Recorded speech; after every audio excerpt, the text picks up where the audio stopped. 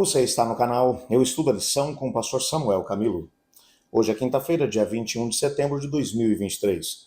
E o tema que estudaremos na nossa lição será Praticando a Oração no Campo de Batalha. O texto que serve como base para o nosso estudo encontra-se na carta aos Efésios, no capítulo 6, versos 18 a 20, que diz assim: Com toda oração e súplica, orando em todo o tempo no Espírito, e para isso vigiando com toda perseverança e súplicas por todos os santos. E também por mim, para que me seja dada, no abrir da minha boca, a palavra, para com intrepidez fazer conhecido o mistério do Evangelho, pelo qual sou embaixador em cadeias, para que em Cristo eu seja usado no falar, como me cumpre fazê-lo. Antes de podermos nos aprofundar aqui no estudo de hoje, eu quero convidá-lo para orar junto comigo. Obrigado, Pai, por tua palavra. Sabemos que precisamos do poder que só vem da tua parte. E para isso, nos colocamos diante do Senhor em oração. Eu e meus irmãos e irmãs nos encontramos aqui diante do Senhor de forma ousada, porque o fazemos em nome de Jesus, para colocar diante do Senhor cada uma das nossas necessidades. Às vezes temos a visão de que precisamos de algumas coisas, mas quando o teu Espírito toca no nosso coração, percebemos que precisamos de outras coisas. Então clamamos, por favor, ajuda-nos a entender aquilo que realmente precisamos. Fala conosco através da tua palavra. Agora, ao estudarmos também, pedimos que o teu Espírito fale de forma clara, pois oramos em nome de Jesus. Amém. Quando Paulo vai concluir o seu discurso a respeito das armas que o cristão deve utilizar na luta contra as forças do mal, ele não poderia, claro, deixar de falar da oração. E ele agora vai mencionar a oração em duas perspectivas. No primeiro momento, ele vai pedir para que os cristãos de Éfeso pudessem interceder diante de Deus pela própria igreja. E isso nos demonstra a versão ou a visão coletiva que existe no contexto do Evangelho.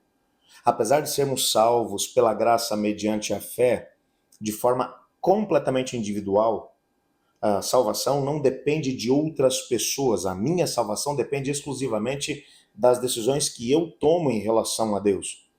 Mas no momento em que eu sou alcançado pela graça e mediante a fé me coloco diante do Senhor Deus, eu entendo também a dimensão coletiva que existe no contexto da palavra do Senhor. Somos chamados a viver essa dimensão coletiva numa perspectiva única. Somos chamados a viver pela graça mediante a fé, entendendo a responsabilidade que temos uns para com os outros. É só lembrar que, desde o primeiro momento em que a rebelião surge no coração do ser humano, os filhos de Adão e Eva, portanto, que tiveram que lidar com o pecado, quando Caim cedeu finalmente à tentação, e depois de ter matado o seu próprio irmão, Deus vem até ele e pergunta: onde está o seu irmão? E ele responde a Deus com desdém e diz: sou eu por acaso guardador do meu irmão? Caim achava que não tinha responsabilidade absolutamente nenhuma com as pessoas que estavam à sua volta. Mas Deus vai responder deixando claro para Caim que nós temos sim responsabilidade uns para com os outros. E quando sentimos essa responsabilidade, somos chamados a orar uns pelos outros. Paulo, portanto, vai chamar aqui os crentes para que eles entendam: olha, nós temos responsabilidade uns com os outros, então precisamos orar uns pelos outros. Orem pela igreja de Deus. E a igreja, quando a Bíblia fala em igreja, ela não está falando de um prédio com 4 paredes, com um telhado, não está falando de cadeiras, não está falando de púlpito, está falando das pessoas que juntas compõem o corpo de Cristo, que é a igreja. Precisamos orar uns pelos outros. E numa segunda dimensão, Paulo ele vai pedir para que orassem por ele, que era o embaixador de Cristo em cadeias, ou seja, ele estava preso. Lembra do que a gente tem estudado durante esse trimestre? Paulo estava preso em Roma e está escrevendo de dentro da prisão. E agora ele vai dizer para os crentes: orem por mim, para que, como embaixador de Cristo, o embaixador é aquele que vai para um outro lugar, lugar onde ele não pertence, e ele vai para dar testemunho de como se vive no lugar que ele representa.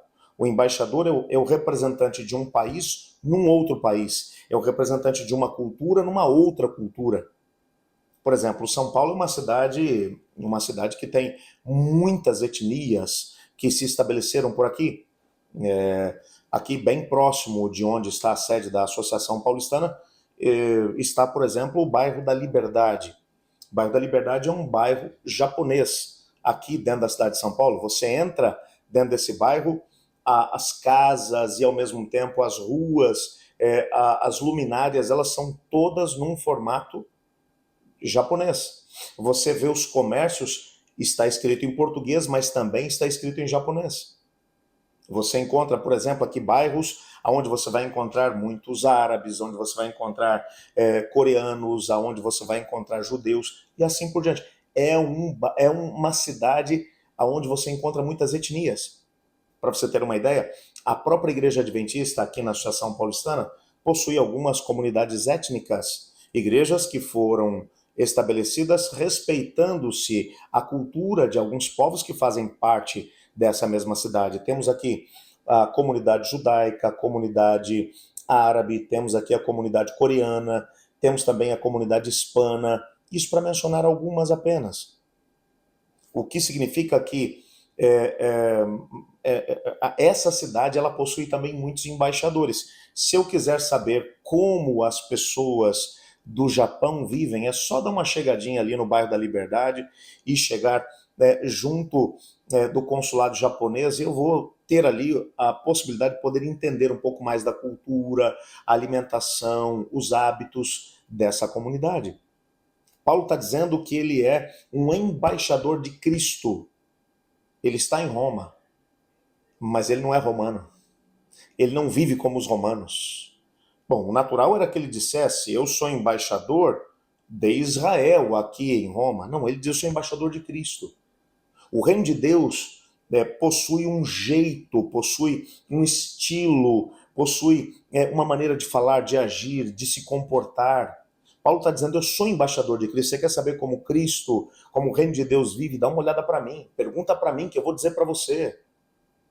E ele diz, e é exatamente por isso que eu quero que vocês orem por mim, porque eu terei que defender o evangelho de Cristo, eu terei que falar a respeito de Cristo. Ele estava falando, é claro, do momento em que ele teria que testemunhar diante do imperador e da corte romana.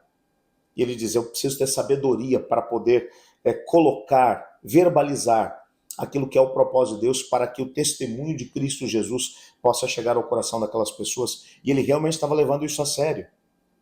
É tanto que a própria guarda pretoriana, a guarda do próprio imperador, enquanto cuidava da prisão domiciliar de Paulo, estava sendo influenciado e muitas pessoas dessa guarda pretoriana estavam se convertendo a Cristo Jesus. É tanto que Paulo, na saudação que ele vai fazer às cartas da prisão, ele vai dizer, os irmãos da casa de César mandam lembranças, o saúda. Paulo, portanto, ele pede para que orem pela igreja e orem também por ele. Nós precisamos sempre ter pessoas que oram por nós. Não tenha vergonha de procurar alguém em quem você confia e pedir para que essa pessoa interceda por você em oração. Existe poder quando resolvemos orar uns pelos outros. A oração, ela não muda Deus, mas ela muda aquele que ora. Quando eu resolvo deixar os meus interesses de lado e resolvo orar pelo outro, eu estou dizendo a Deus, Senhor, o teu evangelho me transformou, porque a rebelião diz que eu tenho que me preocupar comigo mesmo. Mas eu estou aqui diante do Senhor, clamando pelo meu irmão, pela minha irmã. Eu espero que essa seja a sua atitude diante de Deus. Ore pela igreja, pelas pessoas que compõem a comunidade da igreja. Ore pelos seus líderes. Ore por pessoas que você acha que precisam de oração. Interceda pelas pessoas. E seja como Paulo, peça para que alguém esteja orando por você. Para que as vitórias que você busca, que você possa alcançar em Jesus. Deus te abençoe e que Deus te guarde. Eu estudo a lição. E você?